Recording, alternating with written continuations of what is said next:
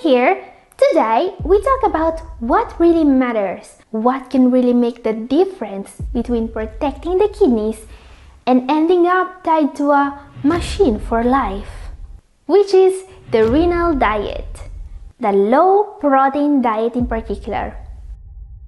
If you have been following me already, you may know that I've been a strong supporter of the low protein diet for many years now.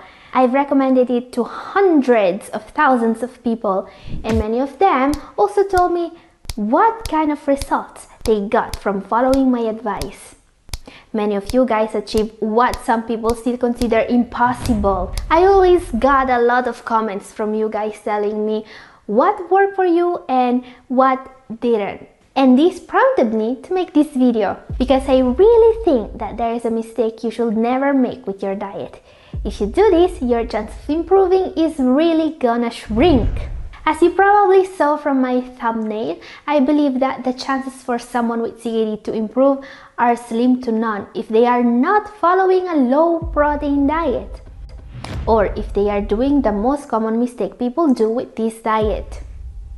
But first of all, thank you guys very much for sharing your stories. Today, I really want to go one step further and learn from these successes with kidney disease. And you see, I've been researching this for a while.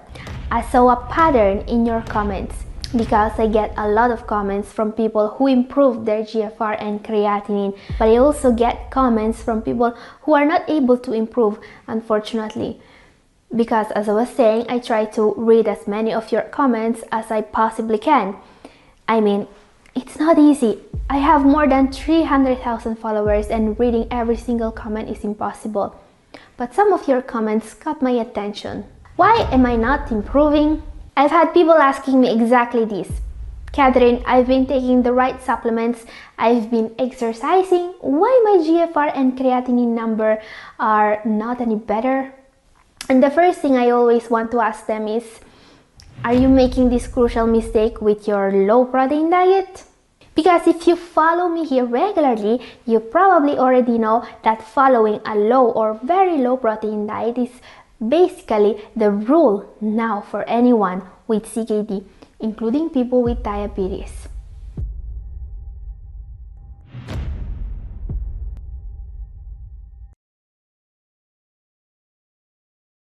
But you see, only a diet that truly adheres to strict protein restriction is supported by science. Studies have found a threshold of protein you should never cross. More about this in a moment. Yes, today we will make sure that you are not making the very serious mistake of not following what is actually a medically prescribed diet, which is very different from a normal diet. Now, I want to make sure you are not getting me wrong here and you won't think I'm criticizing people for not being able to improve. I will never do that. I know that this is not a condition that can be stopped in all the cases. I will never tell you, like others are doing, that you are not fighting hard enough or some like that. I know very well how hard it is for people suffering from kidney disease, and I just want to support you, not to criticize. But science is also pretty definitive on this. If you are not following this diet, or if you are making the mistake I will show you, you will have very little chances of improving, even if you are doing everything else right. So when someone asks me why am I not improving, the first thing I ask them is, are you making this mistake with the LPD? Now guys, some people are still skeptical about the LPD and its benefit of slowing down or even stopping the decline of GFR. I received a comment that summed up these steps very well. Let me read it. Where are the studies? From all I've seen, there are no real studies, double-blind studies to prove protein is bad for kidneys. From all I've seen, there is no proof that consuming protein equals protein in your urine. First of all, I want to say thank you to Jackie Morrison who posted this comment. It's a very important question. I want to answer by saying that, first of all, consuming protein does not equal directly to protein in the urine. It's not how it works. But there is a link. You see, the protein that appears in urine with kidney disease is typically not due to the protein you eat, but rather the result of the kidney's reduced ability to keep protein where they should be, which is in the body, not in the urine. This is why protein in urine is a sign of kidney damage.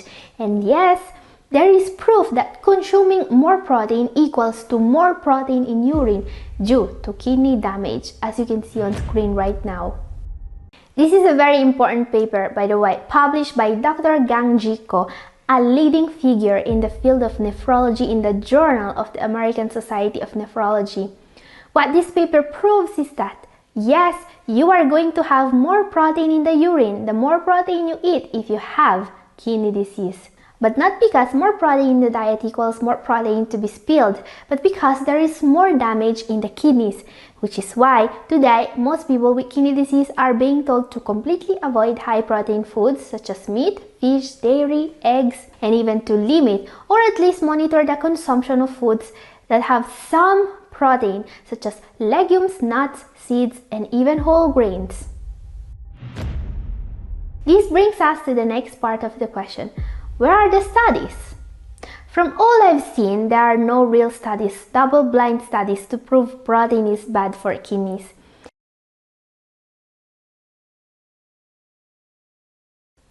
Well, there are actually tons of studies supporting the low-protein diet for kidney disease. You see, a diet does not become the standard, the cornerstone of the treatment for kidney disease without enough scientific evidence. And today, the low-protein diet, or the LPD in short, is the rule. But to answer the question, you can't really do double-blind studies on nutrition. I'm telling you this because I'm understanding that you want to research and read on your own to get informed, which is something I always encourage. So keep in mind that you will never find a double-blind study on anything concerning nutrition. Double-blind means that not the researchers nor the test subjects know if they are taking a medicine or a placebo. But you can't do that with food. It's not like you can feed a placebo steak for lunch to 1,000 test subjects for 10 years without them noticing. I mean, there is no placebo stick with the taste of meat but without protein. It doesn't exist. It cannot be done, and it's not how nutrition science works. What we can do, on the other hand, are randomized, controlled trials and meta-analysis on the data generated. Data collected over the span of several years based on what people were actually eating can be analyzed. And well, there is plenty of excellent studies to prove that the low-protein diet works. But I think that the most important one is this review of 17 studies published in the Cochrane Library. It's a very, very large meta-analysis, and the results are so solid that they are the cornerstone on which the current guideline is based. Yes, there is very solid scientific evidence to back the LPD for controlling kidney disease. Okay, time now to see what the biggest mistake that people are making actually is. It's a very important question. What is the mistake that you must avoid when following a low-protein diet? There are actually two mistakes you should never make. First, not following the diet strictly enough. As I was saying, the LPD is not just your regular diet, the diet that people follow for a couple of weeks in June because they want to lose a couple of pounds so they can still fit inside their swimwear. This is a medically prescribed diet, which means that it comes with no cheat days, and also that there is very little leeway when it comes to the amount of protein you can eat every day. So for example, if you don't have diabetes, your diet may consist in only getting 0.55 to 0.60 grams of protein per kilograms of ideal body weight. And guys, remember that this is the most important rule you have to follow. More important than potassium, more important than phosphorus. This is the basic rule for anyone with CKD stage 3 to 5. But also consider that someone in stage 4 or 5 may be also prescribed to limit protein even further, even down to 0.3 grams of protein per kilograms of ideal body weight. I mean, it's clear that the less the protein, the longer the kidneys are going to work. This is why people are following this kind of very restrictive diet. Now, this you can see on screen is an example of what a low protein diet may look like for someone without diabetes. As you may see, this is a very strict diet, very little protein and also very little calories. It will be hard to follow, I know, but it's still a million times better than ending up tied to a machine for life. What if you have diabetes? Now guys, another question that I always get is, why limiting protein when this or that doctor on YouTube told me to avoid carbs? Shouldn't we focus on avoiding carbs instead? Look, carbs are not your enemy. Never trust anyone telling you that. Even the ADA, the American Diabetes Association, recommends eating plenty of fruit. And besides, there is a growing amount of scientific evidence that most of the benefits certain experts assigned to low-carb diets are to be assigned instead to any diet that is low in added sugar.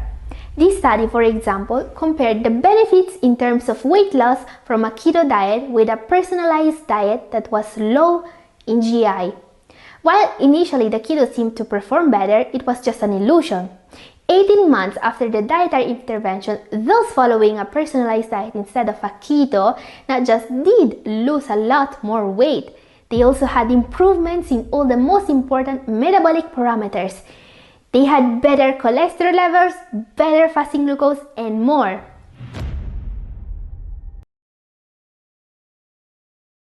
So don't do a keto, especially if you have diabetes, and don't worry about fruit. Instead, focus on limiting calories if you need to. High glycemic foods such as processed carbs and sugars, and obviously protein. Question: is the LPD proven to help people with diabetes? Yes, it is. As I was saying, the low protein diet is not just a recommendation anymore. It's the rule now for anyone with CKD. And since you don't need to completely remove carbs from your diet, as I was saying, you can remove protein. Today, people with diabetes have, however, a slightly less strict restriction on protein intake, 0.8 grams of protein per kilograms of body weight per day, which is still a low protein diet. Still no meat and no fish and no dairy, which is also great to keep down phosphorus, by the way. And yes, there is solid science to back this protein restriction. A review of studies conducted on 506 participants, all suffering from diabetic kidney disease, concluded that people with DKD who consume less than 0.8 grams of protein per kilograms a day had a significantly reduced decline in glomerular filtration rate, or GFR in short, and a significant decrease in proteinuria. So people with diabetes were able to significantly improve when reducing protein intake. I'm putting the emphasis on significantly here because that's not a word researchers use lightly. I mean, we are talking about a difference in GFR of 22.31 points here. Now guys, there is one more risk that you must avoid when doing a LPD. The less protein you have in the diet, the more you are going to need keto analogues. You see, protein is an essential nutrient. There are still people out there, including some physicians, unfortunately, that will tell you that avoiding protein is bad for you. It may set up a dangerous downward spiral of unwanted weight loss, increased risk of bone problems, weakness, anemia, impaired recovering ability. We must avoid this. Malnutrition is not nice, and it's the main reason why I always recommend to have a dietitian specialized in kidney issues plan your diet for you. Because while protein is very bad for the kidneys, the human body needs protein. This is why with a low protein diet, most people are also given keto analogues. Keto analogues of amino acids are nitrogen-free analogues of essential amino acids. Nitrogen-free is the key here.